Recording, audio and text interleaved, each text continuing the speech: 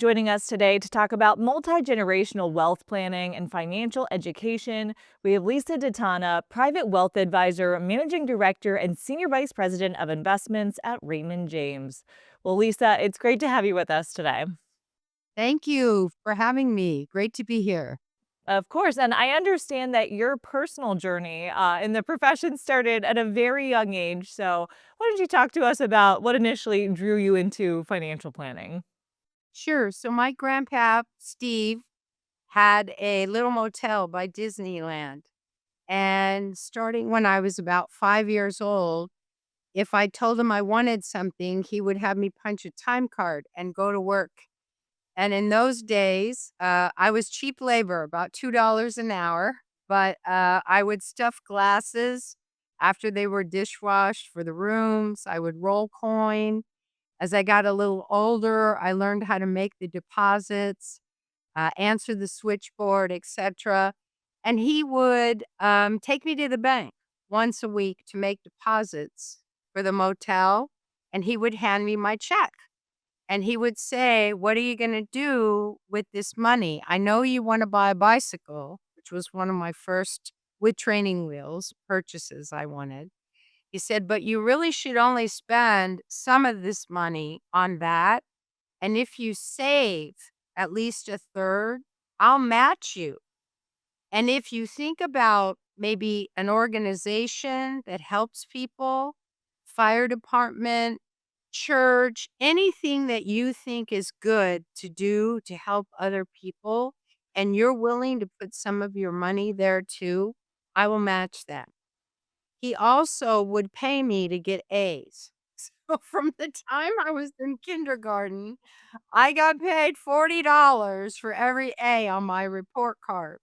And I will tell you, I only had 1 C in home economics, so I knew that wasn't my career in my whole school years, and 1 B, all the rest A's. So I came from the pay to play, learn how to work to get what you want, and I really cherish that memory and try to teach it to all my families of means, whether they're the wealthy barber next door or a super uber rich person that has a publicly traded company, the matriarch and the patriarch. If we can get buy in from them, instead of the old-fashioned way of don't ask, don't tell, don't talk about the wealth or you're disinherited, kinda open the kimono a little bit and teach your kids and grandkids and heirs about money, it will go a lot better. When would you say is the right time to start talking to children about money? It sounds like 5 was not too young for you if it made quite an impact. So, I think the earlier the better. And I wrote this book many moons ago with a dear friend of mine who's now passed on, co-authored, called Treasures in the Winter Vault. And it's designed for age 3 to about age 7. And it's about grandma and grandpa who come in on see their grandson Bobby crying because he spent all his money from allowance and chores on candy and gum, and he wanted a laptop, and his parents wouldn't buy it for him. So, through the grandparents' eyes, they tell a very cute fairy tale about a dancing elephant who thinks the world owes her a living, and a bunch of squirrels who we all know save nuts for the winter. And it kind of weaves through the story of learning to work, learning to get back, save to get what you want, but have a little fun. We also kind of have to realize as someone gets a little older, an heir, and becomes a teen, right? They don't want to read that kind of stuff, but they don't want another textbook to read. So we created a whole program through music and used a rock concert band called Gooding, whereby we had concerts that interwove questions about wealth, money, credit card debt, what is a budget? How would you be able to go to school if you were lucky to have someone in your family help pay for that? If you weren't, how do you save money to get there? And we had 7 concerts with this band all around, and it was really a success. We had 1,400 kids at a local here in Beverly Hills temple. In the city of Compton, every junior high and high school kid. We bussed in all the students. We had in and out for the kids to eat and a healthy alternative as well. But the point is, it was really a great messaging vehicle to kickstart the program. And Lisa, building off of that, you're a graduate of the Institute for Preparing Heirs course. What were some of the key takeaways from that, and how are you applying them to your work today? So, the stats that the professors that founded that organization, as far as passing wealth from one generation to the next, are pretty bad, right? So, Wall Street and school hasn't done a great job. 65% of the time, from one generation to the second, the money's gone. Second generation, passing wealth 85% of the time. And three generations, 95% of the time. So, really, it is trying to teach the matriarch or patriarch, the person in the family that made the wealth or the money, to start early and talk a little bit about what's important to you as the founder and the head of the family and leaving this legacy. What are the taboos? What's okay? What charities do you like? How did you earn your money and make your wealth? I have one client whose grandkids didn't even know she made all her wealth by having a plastic powder coating factory for shopping carts. She put many, many of her grandkids through college.